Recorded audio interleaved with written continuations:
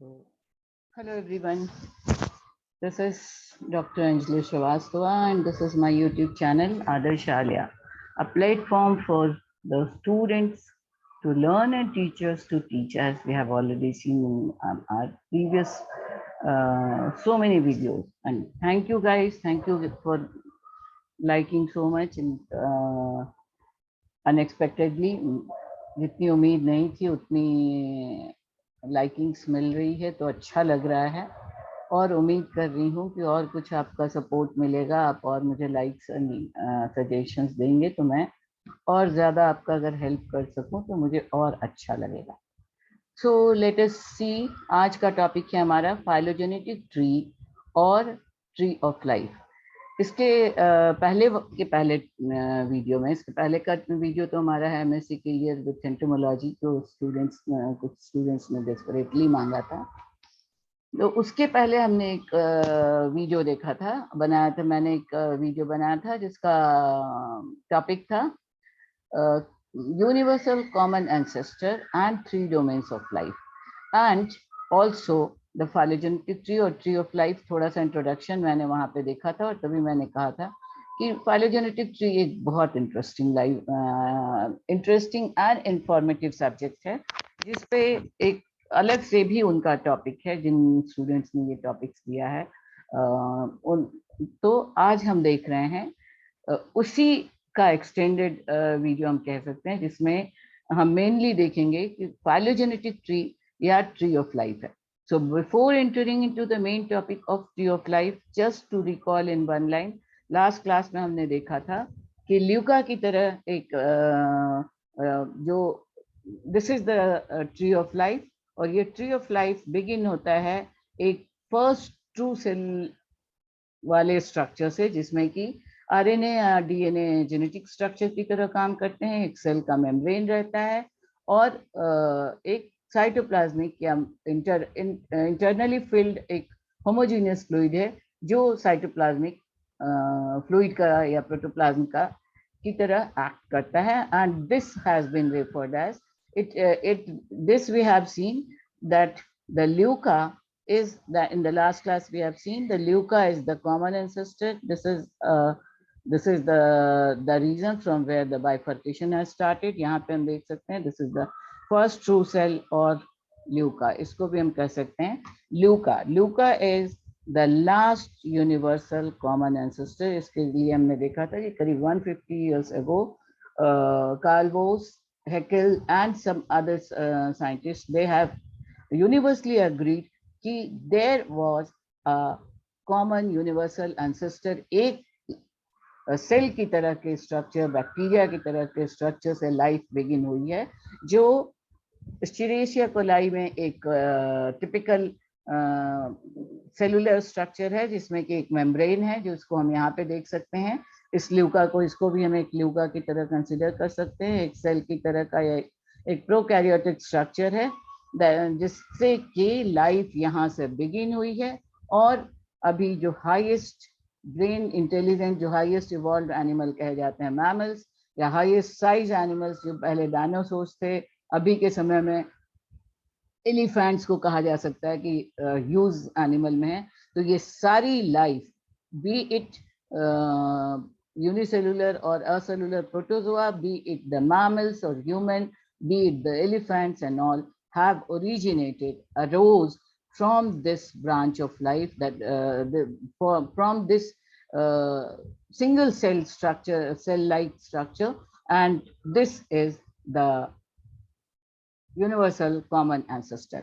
And ये जो branching हुई है इस यूनिवर्सल कॉमन एंसेस्टर में डिफरेंट ब्रांचेस के थ्रू, इस universal common ancestor most probably आज से करीब MYA, that is the millions years ago, जब ईयर्स को काउंट करते थे, दैट उस दौरान 200 and 400 मिया में, आप मेरे पिछले वीडियो को आप देख सकते हैं जिसमें पूरी हिस्ट्री मैंने दी है कि लास्ट कॉमन एंसेस्टर करीब 4 बिलियन ईयर्स अगो शायद एग्जिस्ट हुआ होगा। और इन 4 बिलियन ईयर के दौरान ये इस कॉमन एंसेस्टर से इस तरह के एक प्रोकैरियोटिक लाइक स्ट्रक्चर ल्यूका से आज का लाइफ इवॉल्व हुआ है।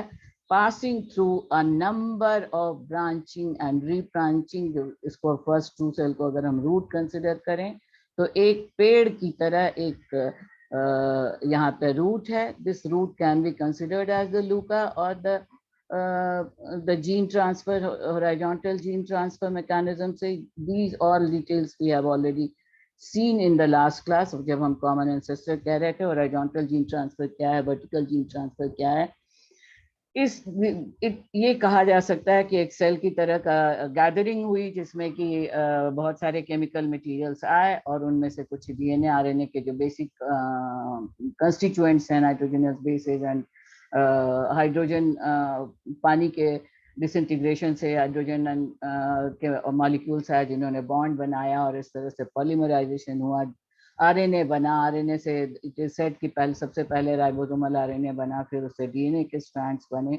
सेमी कंजर्वेटिव मेथड से मल्टीप्लिकेशन स्टार्ट हुआ, उसके बाद सेल के मल्टीप्लिकेशन स्टार्ट हुए और इस तरह से डिफरेंट ऑर्गेनिजम्स डिफरेंट पीरियड्स में डिफरेंट टाइम जोन में इवॉल्व होते चले गए और हाईएस्ट अभी तक का जो हाईएस्ट इवॉल्व एनिमल कहा जाता है, that is the mammal. So this is the evolutionary journey of life, we can say, जो एक ट्री की तरह बढ़ा है. Here you can see, ये अगर हम इसको कहें common ancestor, ये इससे ये एक ट्री के स्टेम की तरह है. ये this is the point. अब यहाँ ये this can be this tree of life or the phylogenetic tree or the dendrogram can be compared with a large tree having a root, stem, branching, rebranching. और ये जो branches and rebranching दिख रहे हैं, these are the indicatives of the time frame. किस time frame में कितने variations के साथ life का emergence हुआ है, the descendants and the ancestors. So we can see the phylogeny or the tree of life is a diagram or a dendrogram or a diagrammatic representation of the interrelationship or the genetic relatedness or and morphological relatedness or morphological homology and molecular homology of in between the organisms or the species.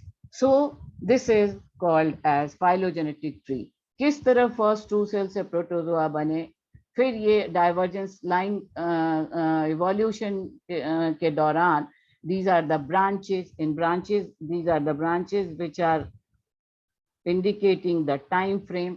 ये tree of life कोई actually happening frame में बना हुआ structure तो है नहीं, ये एक हाइपोथेटिकल डायग्रामेटिक रिप्रेजेंटेशन है या एक डायग्राम है जिससे रिप्रेजेंट किया गया है कि किस फॉर्म से फिर कौन सा फॉर्म इवॉल्व हुआ होगा, कितने टाइम फ्रेम में इवॉल्व हुआ होगा और इनकी इंटर रिलेशनशिप क्या हो सकती है. तो हम देखते हैं कि आज जितने भी लाइफ फॉर्म्स हैं, अब ये हम यहाँ इसमें हम बहुत सारे देखते हैं. ट्री ऑफ लाइफ कई तरह से कई साइंटिस्ट ने बहुत सारे तरीकों से रिप्रेजेंट किया गया है. This is the most complicated tree of life, जिसमें कि ये ग्रीन ग्रीन जो ब्रांचेस हैं ये प्लांट या वेजिटेशन को दिखाते हैं और इस तरह के जो डिफरेंट कलर्स हैं. Now these are the main branching of this tree. यहाँ से ओरिजिन ऑफ लाइफ हुआ है. ये द मोस्ट कॉमन एंसेस्टर या स्टेम है. यहाँ से ब्रांचेस निकलते चले गए हैं. इन ब्रांचेस के एक ट्री में ब्रांचेस की जगह पे लीव्स आते गए हैं. लीव्स आर अनदर और जहाँ पर स्टेम से या ब्रांच से लीफ निकल रहा है वहाँ पर के ब्रांचेस को हम कॉमन प्लांट वगैरह भी जब पढ़ते हैं तब भी हमने नोट्स एंड इंटर नोट्स पढ़े हैं. तो आज जब हम अब देख रहे हैं ट्री ऑफ लाइफ, तो आज का पूरा क्लास ऐसे तो बहुत ही नॉर्मल सब्जेक्ट हो जाएगा अगर हम हर एक पॉइंट को लेके बढ़ेंगे स्टूडेंट्स. तो हम अपनी इस क्लास को 4 मेजर पॉइंट्स पे कंपाइल कर रहे हैं. पहला हो गया ट्री ऑफ लाइफ है क्या, इसके कुछ important definitions I will just read out and some other definitions I have given you in these slides, upcoming slides. So you can take from these slides for your notes. So what is the phylogenetic tree or tree of life or dendrogram? What is its importance? What are the main characteristics और क्या क्या main terms आते हैं phylogenetic tree. Actually phylogenetic tree को construct किया गया है। Bio informatics एक अलग सब्जेक्ट है जो कि इवोल्यूशन का एक मेन चैप्टर है, और वो उस बायो इन्फॉर्मेटिक्स सेक्शन में ये डिफरेंट स्पीसीज के बीच के इंटर रिलेशनशिप को स्टडी की जाती है और न्यूमेरिकली स्टैब्लिश किया जाता है, construct, that is called as the construction of tree of life. वो यहाँ पे तो हम देख ही नहीं सकते, उसके लिए फुल अलग चैप्टर है, बट वो न्यूमेरिकल्स उसमें आते हैं। आई डोंट नो कि वो आपके सिलेबस में उतना इंक्लूडेड है कि नहीं, तो अभी हम वो नहीं देख रहे हैं। But that bioinformatics and then different types of apps जिनको यूज करके अब एक scientifically proven tree of life, phylogenetic tree of life बना हुआ है, जिस ट्री ऑफ लाइफ में मेनली हम देखते हैं कि कैसे that is morphological relatedness, genetic relatedness, morphological homology of the different species, then fossil record से किस तरह से ये होमोलॉजी को और एनालॉजी को स्टैब्लिश किया गया है, देन द मॉलिक्यूलर होमोलॉजीज। तो ये हो गया different definitions, characteristics, then different types of phylogenetic tree, the third point will be different types of phylogenetic tree। कई तरह के phylogenetic tree को classify किया गया है कई तरह से, और interrelated भी हैं ये सारे different types that we will see। and in last that is construction of phylogenetic tree, उसको हम बहुत short में देखेंगे, उसके बारे में एकदम अलग क्लास करना होगा, कंस्ट्रक्शन ऑफ फाइलोजेनेटिक ट्री। हम अंत में कंस्ट्रक्शन के बहुत ही मेन पॉइंट्स देख लेंगे, and then the significance of phylogenetic tree. तो मेरा ये पूरा क्लास कंपाइल्ड है on these 4 points. So let us start with the definitions और व्हाट इज फाइलोजेनेटिक ट्री। मुझे लगता है कि मैंने आपको काफी अच्छे से समझा दिया है कि फाइलोजेनेटिक ट्री है क्या। हम एक लाइन में कह सकते हैं कि फाइलोजेनेटिक ट्री और ट्री ऑफ लाइफ और the dendrogram is a branching diagram or a tree showing evolutionary relationship amongst various biological species or other entities based upon similarities and dissimilarities। ये जो ट्री बना है उसमें जो ग्रुपिंग की गई है उसका जो बेसिस है that is the character based and distance based. Characters जो सिमिलैरिटीज हैं, जो मिलते जुलते हैं, उनको कंसिडर किया गया है, जो डिस्टेंसेस हैं उनके बीच में उनको कंसिडर किया गया है, और इस तरह से किन किन ग्रुप्स में कितनी सिमिलैरिटी है उसके बेसिस पे कितना क्लोज रख सकते हैं, that is the closely related species, कितने डिस्टेंस पे रख सकते हैं, that is the distantly related species. और this is the basic you can say the characteristic basic feature that has been taken into consideration for the formation of this phylogenetic tree or tree of life। और उस इन similarities and differences को find out करने के लिए physical, that is the morphological characters consider किया गया है, genetic characters consider किया गया है mainly। So this is the clear all life of earth is from single phylogenetic, सारी organisms एक single phylogenetic tree में हम represent कर सकते हैं indicating common ancestry। और ये जो diagram है इसमें आपको सब दिखा रहा है, ये बहुत ही complicated है but complete tree of life है, जिसमें vegetations दिख रहे हैं, ये blue colors में vegetation है, green color में vegetation है। आप जानती हैं कि life के 3 domain of life हमने देखा है, archaea, bacteria and eukaryotes। archaea and bacteria are prokaryotic organisms। इसके ancestry सबकी ancestry एक है, common ancestor लूका से 3 divergent line पे 3 domain बने हैं। bacteria are the prokaryotic like structure, archaea are the intermediate structure, and the eukaryotes जिनमें eukaryota के 2 main broad categories हैं, animalia, plantae and true sense में अभी हम देखते हैं एक और ग्रुप है जिसको माइक्रोब्स भी कहते हैं। इन माइक्रोब्स को बैक्टीरिया के साथ कंपाइल करके प्रोटिस्टा ग्रुप भी बनाया गया। तो ये सब कुछ हम देख चुके हैं जब हम टैक्सोनॉमी पढ़ रहे थे, जब हम टैक्सोनॉमिकल हायरार्की पढ़ रहे थे, उन वीडियोज में हम सब देख चुके हैं। So this is the tree of life. Now let us come to the tree of life. These are the characteristics. Phylogenetic tree is defined as a diagrammatic representation of evolutionary relationship among organisms. This we have already seen. It is this is another point, important point for the phylogenetic tree. It is a two-dimensional graph representing the evolutionary relationship of organism from other various organisms. एक organism का मान लीजिए this is the A, इसके relationship different organisms के साथ क्या है, this is called as the ancestry, and इसके बहुत सारे नाम आएंगे, branches अभी हम सब देखेंगे, nodes, internodes, steps, then common ancestor. But this is the two-dimensional 2D representation हो गया, organisms and its relationship. Second इसका फीचर हो गया अदर ऑर्गेनिजम्स. एक जिस ऑर्गेनिज्म का हम फाइलोजेनेटिक ट्री बनाने जा रहे हैं, जैसा मैंने पहले ही कहा था, दिस इज द रिलेशनशिप. एक ऑर्गेनिज्म, ये तो एक कंस्ट्रक्टेड फीचर है, एक डायग्राम बनाया जाता है फाइलोजेनेटिक ट्री का. ये कोई प्रकृति ने ये ट्री को बना करके जरूर बनाया है, बट उसका कोई एक शेप नहीं बना दिया है कि इसको आप जान लीजिए.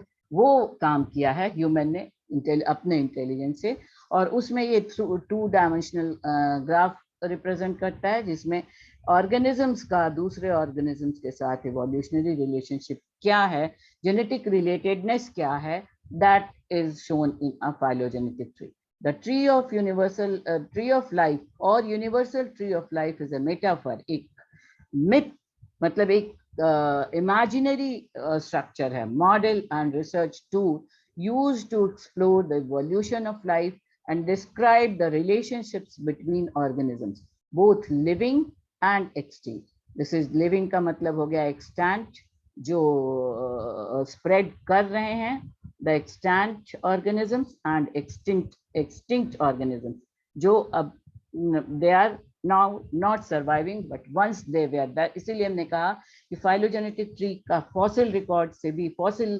paleontology से भी close relatedness है, क्योंकि fossil records भी बताते हैं कि ऐसे भी organisms थे जो अब नहीं हैं. तो जिसकी भी हम phylogenetic tree, जिस organism की या जिन organisms की पढ़ने जा रहे हैं, जो न्यूमेरिकल कंस्ट्रक्शन जब होता है तो बहुत सारे उसमें क्वेश्चन आता है कि बहुत सारे 10, 12, 15 स्पीसीज दिए हुए हैं और उनकी इवोल्यूशनरी ट्री आपको कंस्ट्रक्ट करनी है.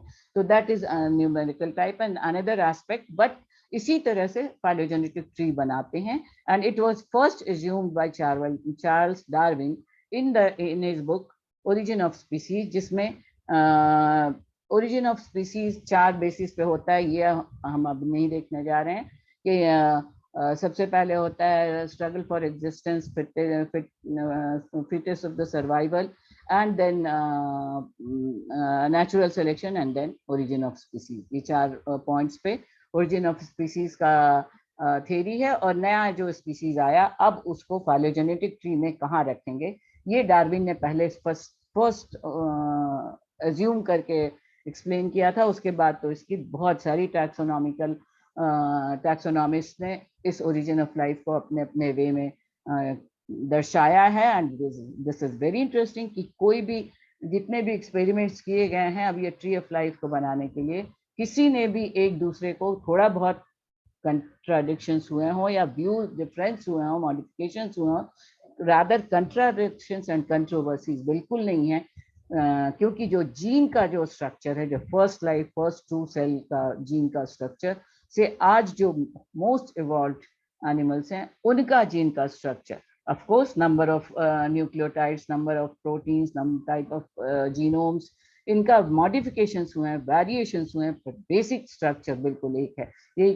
ये मैंने पहले भी कहा था कि be it the cell of the Escherichia coli, be it the cell of the elephant, be it the cell of human, basic genetic similarities, basic genetic modifications clearly evident.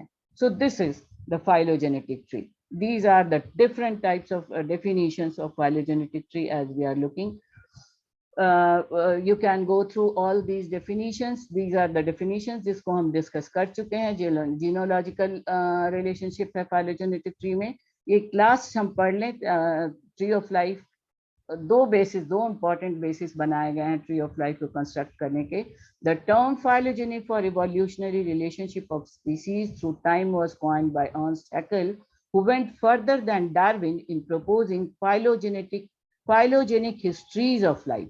In contemporary uses, tree of life refers to compilation of comprehensive phylogenetic databases rooted at the last universal common ancestor of life on earth.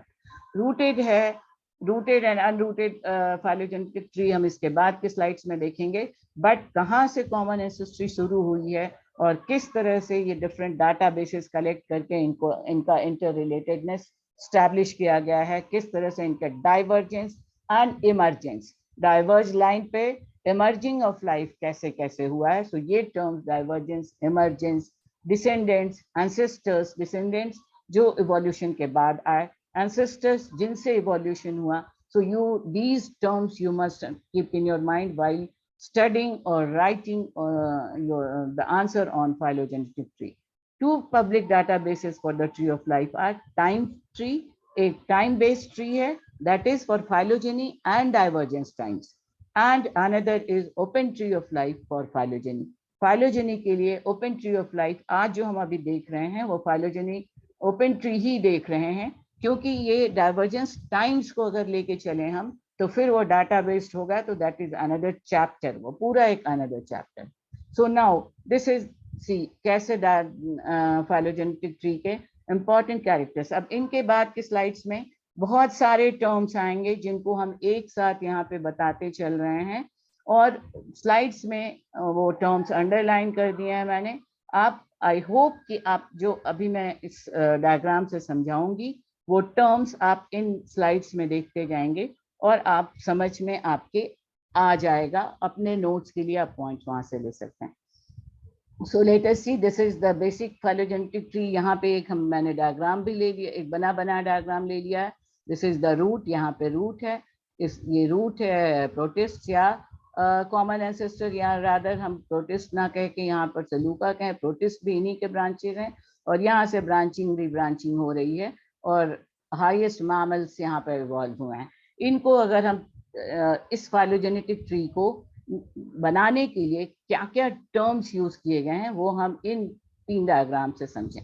सबसे पहला, this is the space, ये जो root है, this is the denoting the Luca, that is the common ancestor. यहाँ से evolution शुरू हुआ है. अब ये यहाँ ब्रांचिंग के ठीक पहले एक पॉइंट है जहाँ पे एक ट्री में जैसे हम देखते हैं इस तरह के जो पॉइंट्स हैं जहाँ जहाँ से इमरजेंस या डाइवर्जेंस, इमरजेंस ऑफ स्पीसीज होगा, डाइवर्जेंस ऑफ लाइन होगा, वो कहे जाएंगे ब्रांच. ये है ब्रांच, आपके 2 मेन ब्रांचेस है. ये कॉमन रूट है, यहाँ पे this is the common node, first node और इंटरनल नोड. अब इस तरह से जो भी ऐसे नोड्स हैं जिनसे और ब्रांचिंग एंड रीब्रांचिंग होती गई है उनको हम कहते हैं internal nodes.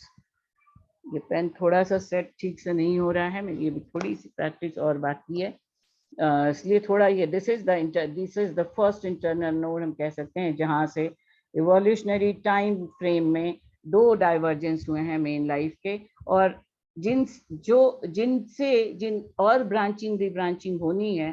So this is the branch. पहला टर्म यूज करते हैं हम branch. This is the branch जिससे अभी और आगे रीब्रांचिंग हो रही है, इसको हम कहते हैं इंटरनल ब्रांच. और ये जहां से शुरू हुआ है इसको हम कहते हैं इंटरनल नोड. और आई, अब ये इतने इंटरनल नोड्स यहाँ पे हैं, इनको हम डिनोट कर सकते हैं I1, I2, I3 like that. ये इंटरनल नोड्स हैं जिनसे डाइवर्जेंस अभी और हुआ है, और ऑर्गेनिजम्स का इमरजेंस हुआ है. अब ये this is the external, this is again the branch. यहाँ पे फिर एक I4 मान लीजिए, यहाँ पे I1, I2, I3 हो गया, this is I4 internal node, ये भी है अभी तक. अब यहाँ से जो ब्रांचिंग हुई है, ये ब्रांचिंग अब फर्दर इसकी ब्रांचिंग नहीं हुई है, तो this is the external branch. वो ब्रांच जहाँ के टिप पे, जहाँ के एंड पे जहाँ जैसे एक फ्लावर आ जाता है, एक आप ट्री को इमेजिन कीजिए, तो वो ब्रांच जैसे ये है A B C D, ये टिप्स हैं, इनको टर्मिनल्स भी कहते हैं। इन पॉइंट्स को एक्सटर्नल नोड्स भी कहीं कहीं पे लिखा हुआ है। So internal node branch root हो गया, ब्रांच हो गया, एक्सटर्नल ब्रांच हो गया, इंटरनल ब्रांच हो गया, नोड्स हो गए। अब ये जो टिप्स हैं, इनको टिप्स और टर्मिनल्स, इनको टर्मिनल्स भी मेंशन किया जाता है। इनको टैक्सॉन भी, इन टिप्स पे जो ऑर्गेनिजम्स आते हैं उनको हम टैक्सा भी कहते हैं। ये टिप्स पे जो ऑर्गेनिजम्स हैं, ये पॉइंट है, sorry this is not taxon, taxon is singular, this is taxa. Taxa are the tips of the phylogenetic tree, the different organisms or the species. Taxa को हम कह सकते हैं points where species are shown. And tree की terminology में इनको terminals या tips कहते हैं. So ये हो गया third term जो हम एक phylogenetic tree के components में देख रहे हैं. Internal root, internal node, branch, external branch, internal branch, external branch, internal nodes more and more, then the tips or the terminals, जहाँ पर जो species हैं उनको हम taxa कहते हैं, या उनको the singular is taxon.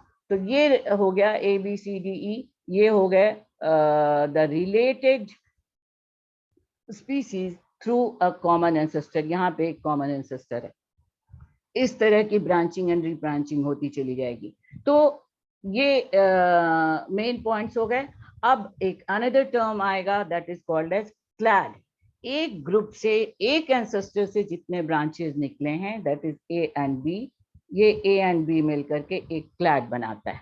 अब बी और सी, अब यहाँ पे अगर आप इस डायग्राम को देखिए तो बी और सी दिख रहा है सबसे नजदीक, बट इसका ये मतलब नहीं है कि बी और सी ज्यादा रिलेटेड स्पीसीज हैं, they are rather distantly related species. क्योंकि आप इनकी एंसेस्ट्री से अगर देखिएगा तो जो मेन ब्रांच से जो ब्रांचिंग, इंटरनल ब्रांचिंग हुई है, उसका एक कॉमन एंसेस्टर या इंटरनल नोड है जिससे ए और बी बना है, दूसरा इंटरनल नोड है जिससे सी बना है, तीसरा इंटरनल नोड है I3 जिससे डी और ई ऑर्गेनिजम्स आए हैं।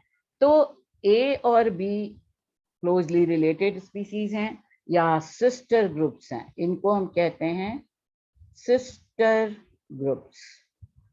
और ए और सी या बी और सी, भले ये यहाँ पे दिख रहे हैं बड़े क्लोज, पर ये डिस्टेंटली रिलेटेड हैं, इनके कॉमन एंसेस्टर्स एक नहीं है।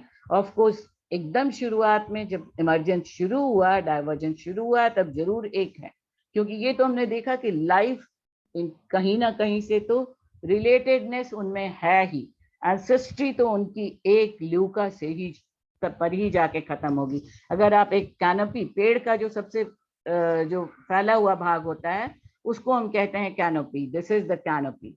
ये कैनोपी जो है एक पेड़ का, ये canopy, this is the canopy, और ये कैनोपी बनी हुई है डिफरेंट ऑर्गेनिजम्स जो करीब करीब अभी 3 मिलियन स्पीसीज जाने हुए हैं, और करीब करीब 10 से 100 मिलियन स्पीसीज यहाँ पे डिफरेंट ओपिनियन है जो कि जानना बाकी है। तो वो सारे स्पीसीज मिलकर के एक घनी छाया बना रहे हैं जिसको आप कैनोपी ऑफ ट्री कह सकते हैं। और ये कैनोपी अगर हम देखें ओरिजिनली तो ये रूट से शुरू होकर ट्री से गया है, but for the purpose of study इस फाइलोजेनेटिक ट्री को पढ़ने के लिए हम, जैसा मैंने टैक्सोनॉमी जब मैं पढ़ा रही थी तो मैंने बताया था, असेंडिंग ऑर्डर में भी एक्सप्लेन किया गया है और डिसेंडिंग ऑर्डर में भी, ओरिजिन से शुरू करके, क्योंकि ये सारा जो हम पढ़ रहे हैं इवोल्यूशन में, दीज आर द अजम्पशंस जिनको फैक्ट बेस्ड प्रूफ किया गया है और तब उनको साइंस ने अपनाया है। तो ये अजम्पशंस की स्टडीज दोनों तरीकों से हुई है, बट फाइलोजेनेटिक ट्री को जब हम पढ़ते हैं तो नीचे से ऊपर की तरफ रूट से शुरू करके, एक ट्री के रूट से शुरू करके हम कंपेयर कर सकते हैं कि कैनोपी ऑफ ट्री तक पहुंचा है, this is the root, and this is the canopy of the tree. तो इस ट्री को एक्सपैंडेड फॉर्म में हम पढ़ते चले जाएंगे। अब यहाँ पे हो गया, यहाँ हम टर्मिनोलॉजी देख रहे थे जो फाइलोजेनेटिक ट्री में है। सिस्टर ग्रुप हो गया, these are the closely related species. Sister groups are closely related species. जबकि B और C के बीच में these are the non-sister और distantly related. इनको हम कह सकते हैं non sister groups, distantly related. ये टर्मिनोलॉजी सारे आपके जो डिफरेंट स्लाइड्स हैं उनमें आ जाएंगे, अभी आप समझ लीजिए। फिर टर्मिनोलॉजी आप डिस्टेंटली रिलेटेड और नॉन सिस्टर ग्रुप्स, क्योंकि इनका जो इमीडिएट एंसेस्टर है, इनके पहले जहाँ पे इमर्जेंस इन ग्रुप्स का हुआ है वो डिफरेंट है, तो इसलिए ए और बी एक क्लैड हो गया। बट चूंकि अब मल्टी क्लैडोजेनेसिस, इस तरह से जो ग्रुप्स बनते हैं क्लोजली एसोसिएटेड का उनका एक ग्रुप हुआ, उनसे नीचे आइए तो उनका जो एंसेस्ट्री है वहां पर कहाँ से शुरू हुआ है, तो इस तरह से जो क्लोज रिलेटेडनेस शो करता है एक एक बंच, उसको हम कह सकते हैं क्लैड्स, और उनको बनाने के प्रोसेस को कहते हैं क्लैडोजेनेसिस। तो एक क्लैड, यहाँ पे अब देखिए कितने क्लैड्स बन सकते हैं। पहला क्लैड हो गया ए और बी का। नीचे की तरफ आइए तो अब ये जो सी डी और ई है, ये जो कॉमन ब्रांच है जिससे ए बी बना है, उससे इनका अभी रिलेटेडनेस नहीं है एस्टैब्लिश। ऑफ कोर्स है क्योंकि कॉमन रूट तो यहीं पे है। तो अब यहाँ पे आप देखिए, आप एक जो इंटरनल I2 जो है इससे सी निकला है। अब सी की ब्रांचिंग नहीं दिखाई दे रही है, ये सी का ब्रांचिंग स्टडीड नहीं है। ये सी या तो बहुत फास्ट इवोल्यूशन हो गया या काफी स्लो हो गया, तो ये सी एक्सटिंक्ट भी हो सकता था। यहाँ पे एक्सटेंट दिखा रहा है कि ये इवोल्यूशन तेजी से हो गया, बट इससे जो एमर्जेंट ग्रुप्स बने हैं वो क्लियर नहीं है। तो ऐसे ब्रांचेस को हम कहते हैं आउट ग्रुप ब्रांचेस। पेड़ में आपने देखा होगा बहुत सारे ब्रांचेस ऐसे भी होते हैं जो ब्रांच निकला और उसके टिप पे फूल आ गया, तो स्पीसीज उसके टिप पे जो फूल आया सी, ये हो गया आउट ग्रुप। जबकि दूसरा जो इंटरनल I2 से दूसरा जो ब्रांच निकला है, इससे फिर से दो ब्रांचिंग हुई है डी और ई की। तो ये A B D E, these are the in groups.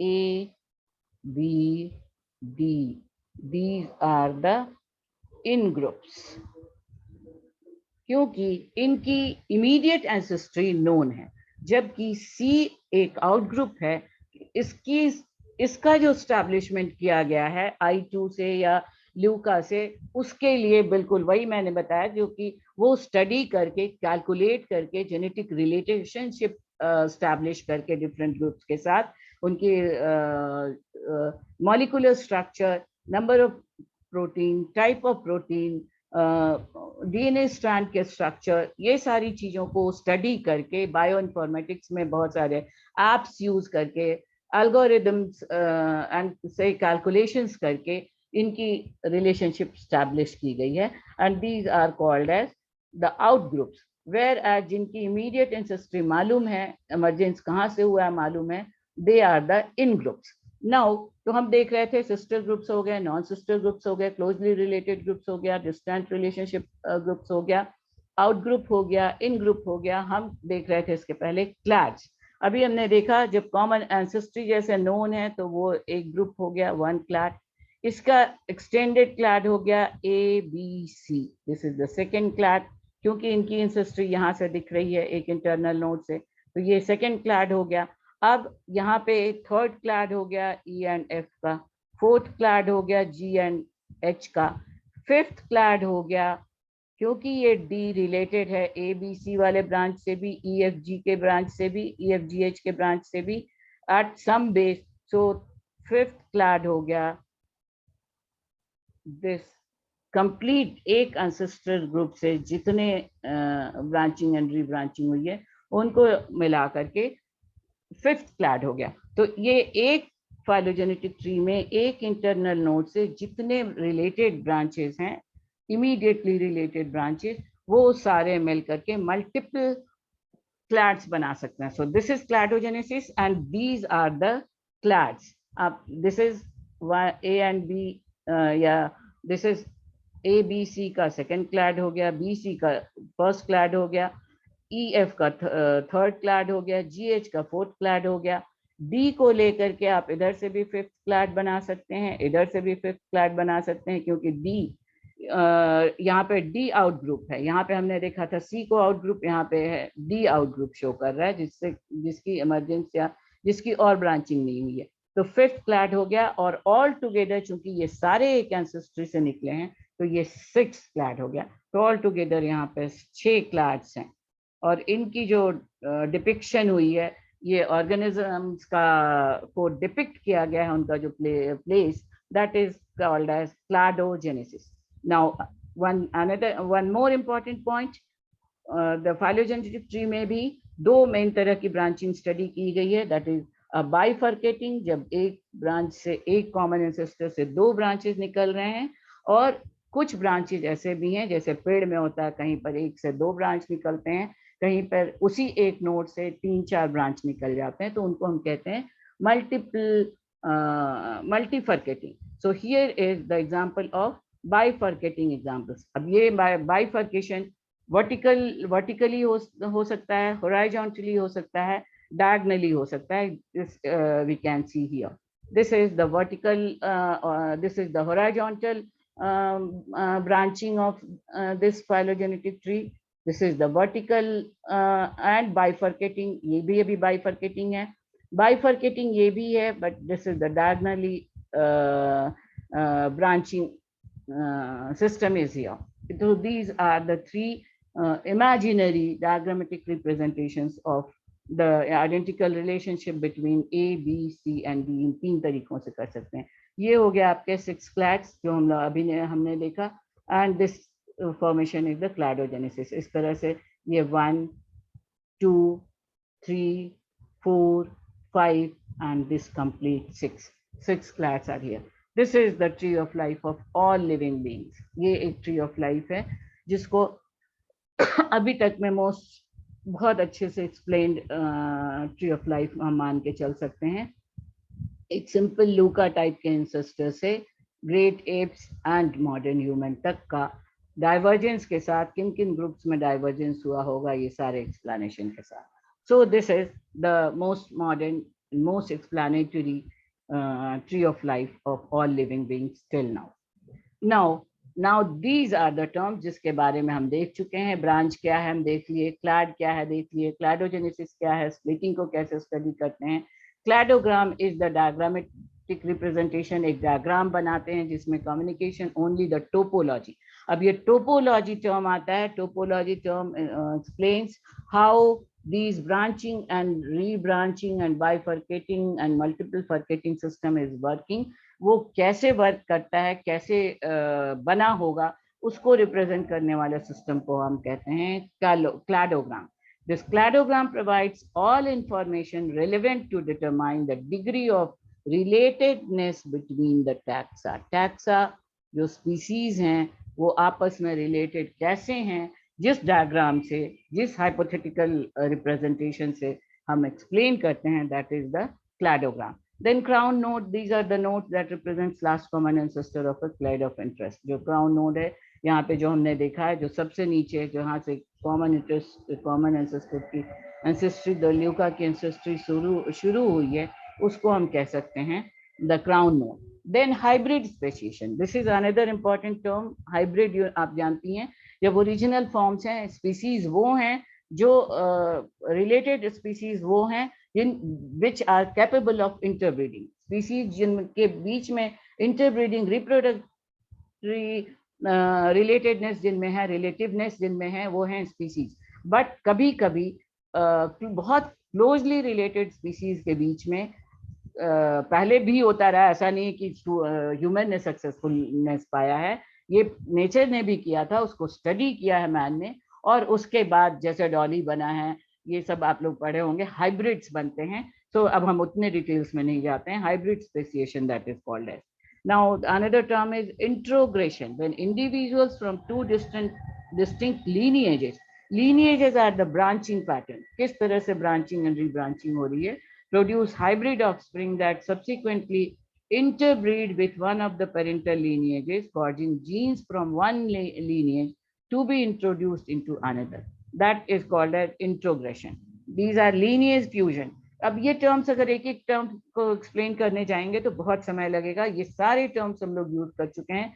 Lineage fusion, merge into a single, अलग अलग हाइब्रिड डिसेंडेंट लीनिएज, एक हाइब्रिड डिसेंडेंट कैसे बना होगा, उनकी लीनिएजेस की स्प्लिटिंग कैसे हुई होगी, किस तरह से जो ब्रांचिंग एंड रीब्रांचिंग यहाँ पे हुई है, that is called as lineage splitting. Then comes the monophyletic. This is the composed of all descendants of a particular ancestor. ये these are the monophyletic group. एक कॉमन एंसेस्टर से जितने ग्रुप्स बने हैं, इनको अगर हम एक साथ देखें ए बी सी डी ई, तो they are monophyletic to this internal node. That is the I1 अगर हम इसको कंसिडर करें, तो this is called as the monophyletic group. एक एंसेस्टर से जितने ग्रुप्स बने हैं, they are together, they are called as the monophyletic group. Introgression हो गया, देन मोनोफाइलेटिक ग्रुप हो गया, नोड हमने देख लिया, आउट ग्रुप हमने देख लिया, फाइलोजेनी हमने देख लिया, tree like evolutionary. Now plesiomorphy, this is the one another method. Molecular study जब करते हैं, कंस्ट्रक्शन ऑफ ट्री लाइफ या ट्री ऑफ लाइफ को कंस्ट्रक्ट किया जाता है, तब जो कैरेक्टर्स कंसिडर किए जाते हैं उनमें एक बहुत इंपॉर्टेंट फीचर है, that is the plesiomorphy. That is the consideration of ancestral characters taking into consideration while constructing a phylogenetic tree. Then population lineage, a group of population united by gene flow. Gene का जो flow है, common ancestor से कितने tips तक जो पहुंचे हैं, उनके बीच का जो जीन फ्लो है, उसको जैसा मैंने आपको कहा एल्गोरिदम से, और बहुत सारे लॉज हैं बायोइन्फॉर्मेटिक्स में, बहुत सारे एप्स हैं जिनको करके करते हैं. सो ये टुगेदर बनाता है पॉपुलेशन लीनिएज. इनके बीच के रिलेटेडनेस को, रिलेशनशिप को स्टैब्लिश करते हैं, that is called as relatedness with more closely related organisms being those that share more recent common ancestors. So then reticulation. Reticulation network की तरह, ये तो हमने पहले भी देखा है, किस तरह एक रूट से दूसरे root branching, rebranching, that is the reticulation. Root is the root from where the ancestors are splitting into their descendants. Then SIP taxa, stem lineage, stem node. You go on through taking these terminologies which are together forming the helping into constructing a phylogenetic tree. Synonymorphy, a shared derived character state. Then taxon we have seen, tips we have seen, the entities whose relationships are depicted using a tree diagram. एक branch, एक पेड़ की कल्पना कीजिए. The tree leaves of a tree are the trips, can be species, population, individual और even genes. बहुत सारे phylogenetic tree जो छोटे organisms के बनेंगे, microbes के बनेंगे, उनका जो terminals होगा या tip होगा, वो genes का होगा. If the tips represent a formally named group, they are called taxa. अगर वो एक proper group of organism है, तो वो taxa होगा. Then topology, we have already seen. अब ये जो trip किस तरह से branching, rebranching, splitting हो रही है, इसको together हम कह सकते हैं topology. The sequence of linear splits in a tree creates its topology that shows us branching of lineages through time that gave rise to the tips. जो branching है, branches जो बने हैं, वो time frame दिखाते हैं, time duration दिखाते हैं, और कैसे species तक पहुंचा है, terminals तक पहुंचा है ये branching. That sequence is the topology. Trait is character. Tree thinking is imagination of a tree. Then this is the unrooted tree. इसका details हम देखते हैं जब हम types of tree देखेंगे. There are rooted and unrooted trees. इसके details हम लोग types में बहुत specifically देखेंगे. This branching pattern is called as cladogenesis or lineage splitting. ये हम लोगों ने देख लिया. After a lineage split into two, evolution happens independently in these newly formed descendant lineages. So these all terminologies we have seen. Now the external and internal branch के concept को भी हम देख चुके हैं. अगर आप जाना चाहते हैं तो इसमें और कुछ definitions आपको मिल जाएंगे. You can go through these points, these slides to take your to prepare your notes for the for your preparation of examinations. Now clades are grouping on a tree that include a knot, the set of tips called as monophyletic. ये सारी चीजें हम लोगों ने देख ली हैं. Now in this figure ABCD, ये किस तरह से clades हैं, ये सारा we have already seen these details. I think these must be very clear to you. अब तक आपको बहुत क्लियर हो चुका होगा कि फाइलोजेनेटिक ट्री या ट्री ऑफ लाइफ या डेंड्रोग्राम क्या होता है. अब हम आते हैं नेक्स्ट टॉपिक पे, that is the types of phylogenetic tree. Basically जैसा as I have told you, it is a diagram. एक फाइलोजेनेटिक ट्री या ट्री ऑफ लाइफ एक बनाया हुआ हाइपोथेटिकल डायग्राम है.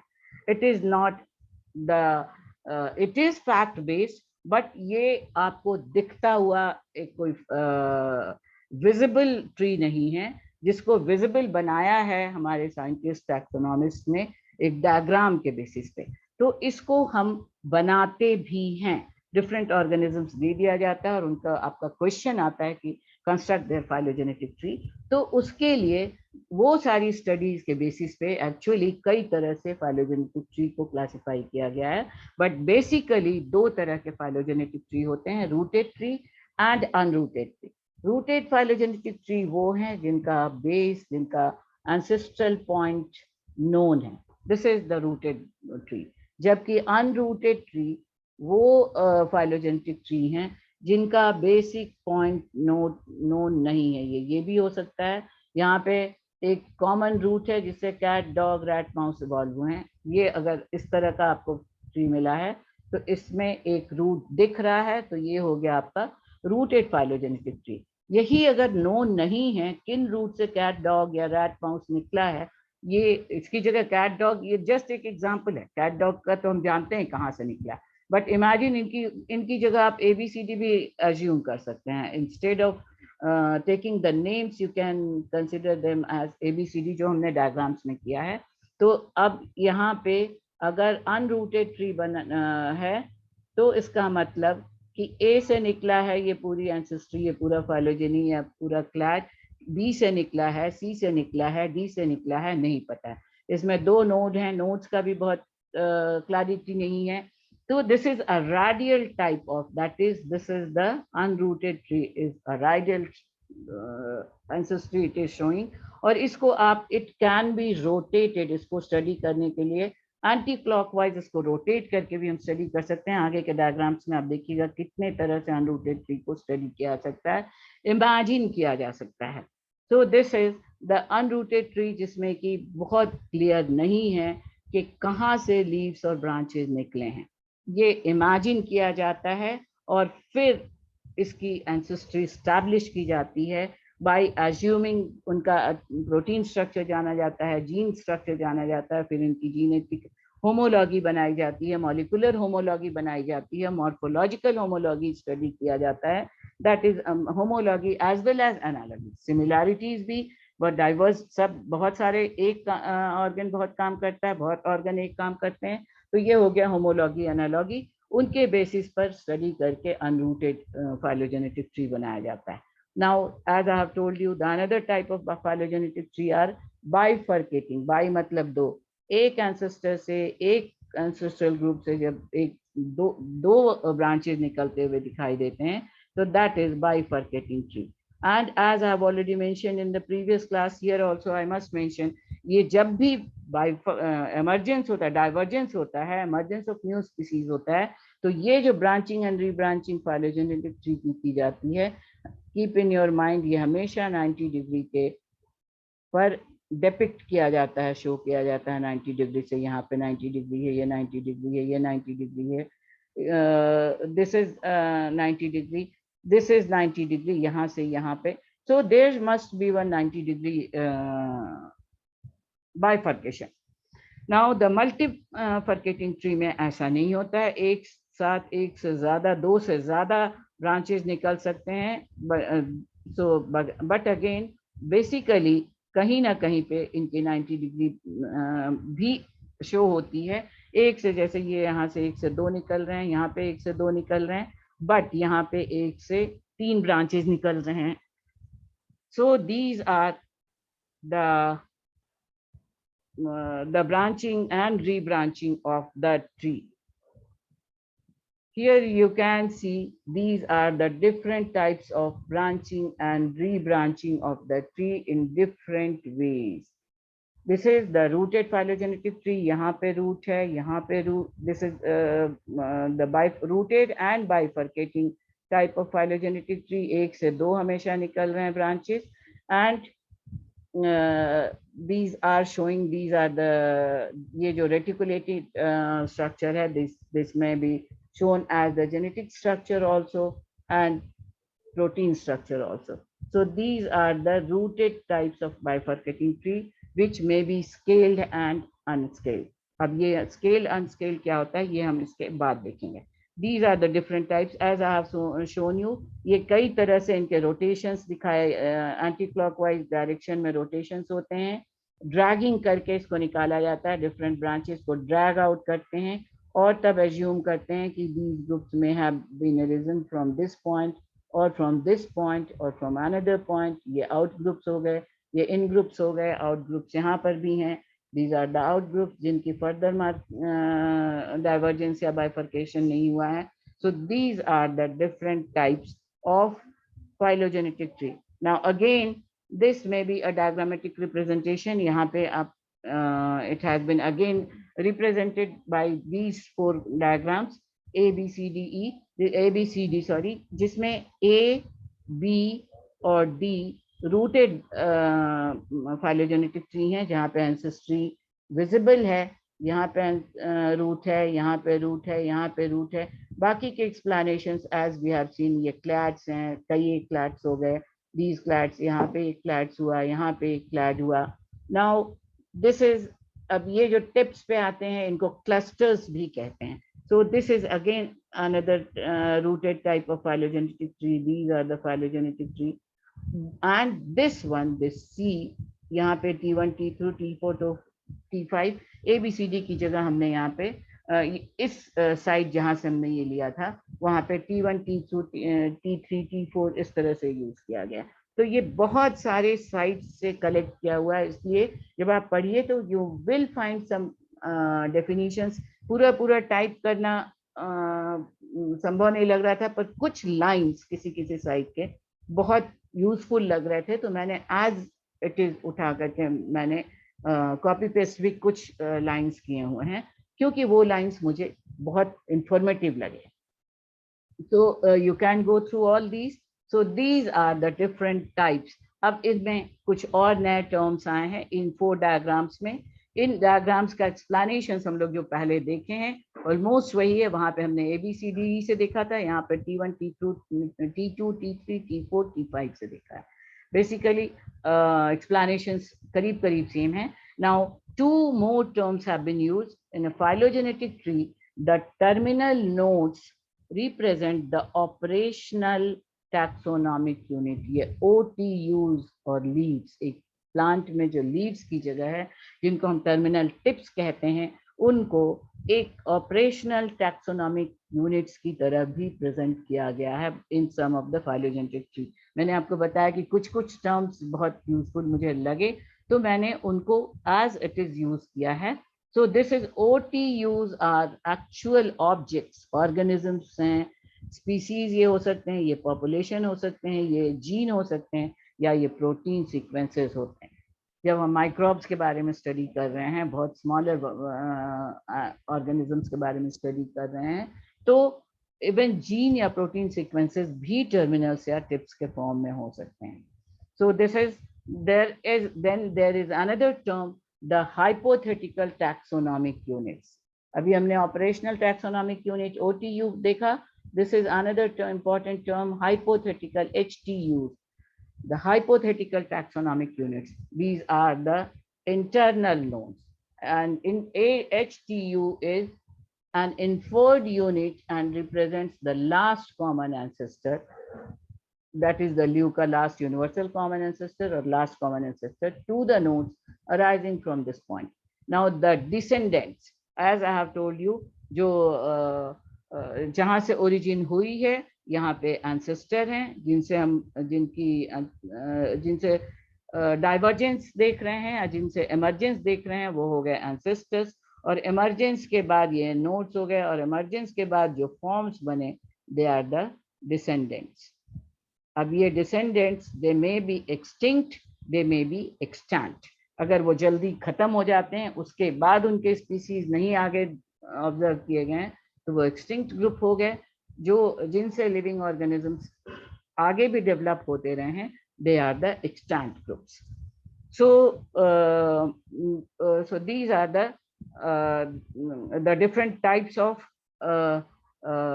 phylogenetic tree or tree of life and their explanations. This is again the cladogram, किस तरह से ब्रांचिंग रीब्रांचिंग होती है, टिप्स मिलकर के क्लस्टर्स बनाते हैं। ये एक नया टर्म यहाँ पे आया क्लस्टर, उसको शो करने के लिए, जिसको अभी हम टर्मिनल्स या टिप्स देख रहे थे।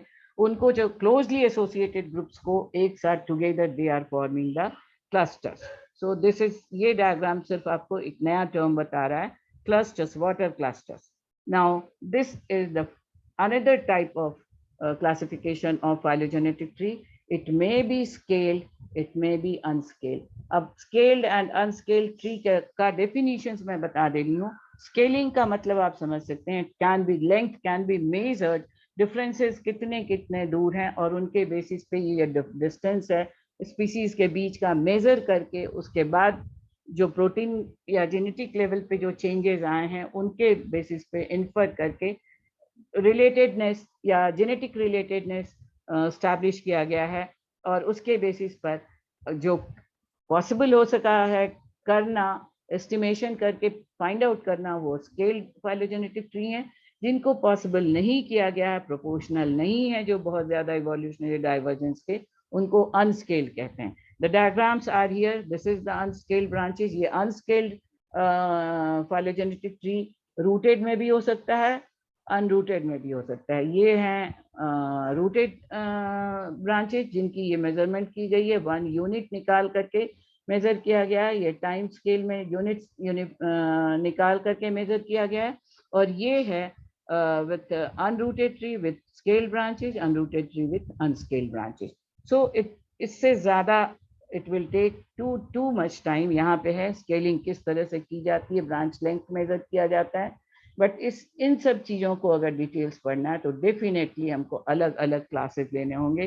कैसे कंस्ट्रक्शन किया जाता है, उसके लिए ये स्केलिंग की जाती है, कैसे मेजर किया जाता है, इवोल्यूशनरी ब्रांच के डिस्टेंस का लेंथ मेजर होता है, प्रोटीन का स्ट्रक्चर मेजर होता है, डिफरेंट एप्स डाले जाते हैं जो बायो इन्फॉर्मेटिक्स का जो मेजर, बायो इन्फॉर्मेटिक्स एक अलग ब्रांच ऑफ साइंस है इवोल्यूशनरी साइंस को स्टडी करने के लिए, और बहुत सारे यूज ऐप्स है जिनके यूज से इस ट्री को कंस्ट्रक्ट किया जाता है। So that is another chapter. Now construction of phylogenetic tree, as we have already seen, ये कैरेक्टर बेस्ड हो सकता है, दैट इज सिमिलैरिटीज के बेसिस पर जो क्लोज ग्रुप बनाते हैं या डिस्टेंट ग्रुप बनाते हैं, और दूसरा मेथड है on the basis of distance based, that is the difference on the basis of differences. क्या क्या सिमिलैरिटीज हैं उनके बेसिस पर फाइलोजेनेटिक ट्री कंस्ट्रक्ट किया जा सकता है, क्या क्या डिससिमिलैरिटीज हैं उनके बेसिस पर फाइलोजेनेटिक ट्री कंस्ट्रक्ट किया जाता है। अब ये डिससिमिलैरिटीज में अमाउंट बेस्ड भी हो सकता है, कैरेक्टर बेस्ड भी हो सकता है, क्वालिटी भी कंसिडरेशन में हो सकता है, क्वांटिटी भी कंसिडरेशन में हो सकता है। तो पेयर वाइज डिस्टेंसेस स्टडी किए जाते हैं when the matrix is used for building a tree. So these are the different methods. अब जो these are the different steps. ये 1 2 3 4 5 6 7 8 9 10 steps हैं जिनको हम एक साथ यूज किया जाता है for constructing phylogenetic tree. Her step को तो हम यहाँ पे नहीं देख सकते हैं। इसको सिलेक्शन ऑफ ऑर्गेनिज्म जिसकी स्टडी करने आप जा रहे हैं, selection of appropriate molecular markers, ये हो गया बायो इन्फॉर्मेटिक वाला एरिया। मॉलिक्यूलर मार्कर से मॉलिक्यूलर मार्किंग करके इसके बाद कंस्ट्रक्शन किया जाता है। देन एम्प्लीफिकेशन, जीन की एम्प्लीफिकेशन, प्रोटीन स्ट्रक्चर्स की एम्प्लीफिकेशन की जाती है। Then sequencing of these amplified genes, then assembly of these genes, alignment of these genes, evolutionary model बनाया जाता है, then phylogenetic analysis की जाती है on the basis of the taxonomical hierarchy, and then construction of a tree, तब एक tree बनाया जाता है और उसकी इवोल्यूशनरी स्टेजेस। तो इसको अगर आप फर्स्ट लेटर को सेलेक्ट कर लें तो सा सा EPC, इस तरह से आप याद कर सकते हैं। These are the 10 steps for construction of phylogenetic tree. And last but not the least, importance of phylogenetic tree. Phylogenetic tree के importance क्या क्या हैं, इनको स्टडी करके हम क्या क्या जानते हैं। It is the fundamental tool to derive the most useful evidence from the field of anatomy, embryology, paleontology and molecular genetics. इन ये मेन ब्रांचेज हैं जिनको कंसिडर करके ऑर्गेनिजम्स के बीच में रिलेटेडनेस क्या है, जेनेटिक रिलेटेडनेस क्या है, मॉर्फोलॉजिकल रिलेटेडनेस क्या है, एनाटॉमिकल रिलेटेडनेस क्या है, डेवलपमेंटल एम्ब्रियोलॉजिकल रिलेटेडनेस क्या है, और फाइनली मॉलिक्यूलर जेनेटिक्स, जो बिल्कुल लास्ट माइलस्टोन है, जिसने बिल्कुल स्टैब्लिश्ड फैक्ट्स शो किए हैं कि किस तरह से एक फाइलोजेनेटिक ट्री में एंसेस्टर्स एंड डिसेंडेंट्स एक दूसरे से रिलेटेड हैं। Used in search for a new species. New species के सर्च में काम आएगा phylogenetic tree का study. Used to study evolutionary trees, कैसे evolution हुआ है, कैसे fossils बने हैं. The study how to the phylogenetic study tree helps to study how the species were spread geographically, कैसे इनका divergence different areas में और areas में हुआ है, वो भी हम जानते हैं phylogenetic tree से। Common ancestors of extent and extinct species, जो जीवित हैं उनके कॉमन एंसेस्टर क्या हैं, जो एक्सटिंक्ट हो गए उनके कॉमन एंसेस्टर क्या है। It is used to identify most recent common ancestors and to recognise how closely related species are. Species के बीच में कितना क्लोजली रिलेटेडनेस है, कितना डिस्टेंटली रिलेटेडनेस है, ये सारा फाइलोजेनेटिक ट्री बताता है। To relate milestones of evolution of major life forms to the tree of life, to represent evolutionary relationships between organisms that are believed to have some common ancestry. कब कहाँ से जो नहीं भी एग्जिस्टेंस में दिख रहा है, फाइलोजेनेटिक ट्री ये भी स्टैब्लिश करता है, जैसा मैंने आपको कहा कि न्यूमेरिकल स्टडीज पे कुछ एप्स यूज करके प्रोटीन के स्ट्रक्चर, जीन के structures and number of nucleotides, structure of strand, ये सारा स्टडी करके कॉमन एंसेस्ट्री तक निकाली जा सकती है। और इवोल्यूशन में फॉसिल रिकॉर्ड्स में नए ओरिजिन, नए स्पीसीज को आइडेंटिफाई करने में ये फाइलोजेनेटिक ट्री बहुत हेल्पफुल होता है। Last but not the least, again with the help of phylogenetic tree the infectious microbes can be traced along with their evolutionary history. कहाँ से इवॉल्व हुए होंगे, जो अभी नए नए बीमारियां तबाही मचाई हुई हैं, जिनमें एक के तो शिकार हम भी हो चुके हैं, तो जस्ट लीव इट। तो इन सारी स्थितिज को कंट्रोल करने के लिए कैसे सब जरूरी है कि उनकी इवोल्यूशनरी हिस्ट्री जानी जाए, उनका जेनेटिक लेवल जाना जाए, जेनेटिक स्ट्रक्चर जाना जाए, जीनोम का बेसिक स्ट्रक्चर जाना जाए, और इस फाइलोजेनेटिक ट्री को जानकर बहुत सारे डिवास्टेटिंग कंडीशंस को कंट्रोल में ला सकते हैं। So with this ends the today's topic. I think ये आपको बहुत हेल्प करेगा फाइलोजेनेटिक ट्री को आंसर करने में भी, समझने में भी। So thank you for today. हम आगे देखते हैं, आगे इसके बाद हम दूसरी टॉपिक्स चेक करेंगे। Do like, share and subscribe my channel, help me spreading this channel, ask your contacts to give their required topics। और छोटे छोटे टॉपिक्स मैं बनाने की कोशिश करती हूँ, पर अभी मेरे पास ज़्यादातर MSc के टॉपिक्स आ रहे हैं जिनका बहुत छोटा वीडियोस बनाना संभव ही नहीं हो पा रहा है। So let us see. Thank you so much. Press the bell icon to get notification about my upcoming video.